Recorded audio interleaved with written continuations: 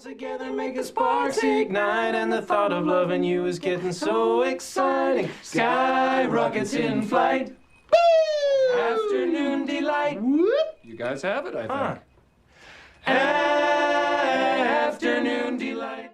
Hey guys, welcome back to another movie review. Sorry it's been about a week since my last video. I haven't actually gotten around to doing anything up until now. So last night I went out with my family and we saw Anchorman 2 The Legend Continues. I was really looking forward to this film. It was one of my most anticipated films of the year. I'm a real big fan of the first Anchorman film, and also Will Ferrell's my favourite comedy actor. Adam McKay's my favourite comedy director, so I was really looking forward to this one. So Anchorman 2 picks up a few years after the events of the first film, which happened in the 1970s, so now this film's happening in the 1980s. And pretty much Ron Burgundy's character is fired from the San Diego news team, so he's shattered, and his wife, Veronica Koechner, so they're married in this movie, she gets the top job, so he's fired and she gets the job that he was after. So after a while, Ron's approached by this guy who works for CNN, and it's this new 24-hour news company that's starting up in New York, and he wants Ron Burgundy and his Channel 4 news team back to be like one of the time slots in this 24-hour news session. So after hearing the news, Ron has to go and round up the other three in the gang, Brick, Brian and Champ.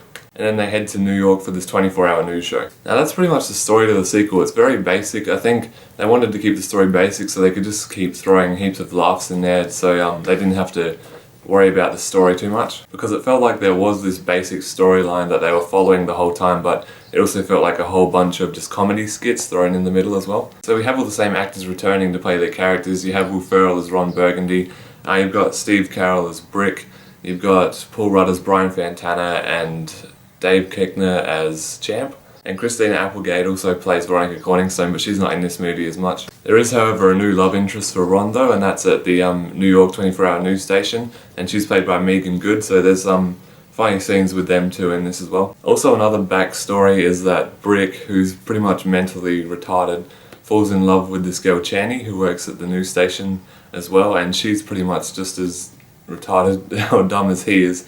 So they have some really funny scenes together as well. So going into this movie, I was pretty much just hoping that I'd be laughing the whole time. I didn't think it would be as good as the first film. I was just hoping that it would be a really funny film from start to finish. And it was for the most part. I found that it was too long. The movie goes for about 2 hours, whereas the first film went for about an hour and 40 minutes, and that was long enough, I think, for a comedy film. I think some scenes felt a bit stretched out and like they didn't belong in the film. But there was still some really funny moments. Especially towards the beginning of the film and the end of the film. I really like the end scene. If you've heard anything about the end scene, it's just filled with so much cameos of famous actors and actresses that you wouldn't even expect to pop up in a movie like this. They all come up at the end scene, and that's really funny. So all the actors did good at playing their roles again. Like, it's been, I think, 9 years since the first film was made, so trying to get back into that character would be hard. I think that Paul Rudd and Dave Koechner did really good as their characters Champ and Brian. I thought they were pretty much exactly the same from the first film. I thought that Steve Carell as Brick and Will Ferrell as Ron Burgundy had changed a little bit in their attitudes and their looks, and I just thought they were a bit off to what they were on the first film. So the director Adam McKay had also directed the first Anchorman film. He directed Talladega Nights, Step Brothers and The Other Guys, and I like pretty much all his comedy films. They're really funny. I really like The Other Guys. It's actually my favourite Will Ferrell movie, closely followed by the first Anchorman film. This second Anchorman film I didn't like as much as those films. I thought it wasn't as funny, it was a bit too long. Some of the jokes were a bit hit and miss, but I've heard that on the upcoming Blu-ray release they're going to have a second cut of the film which replaces every single joke pretty much with another joke. So it's the exact same movie, but they're replacing every single joke with another joke.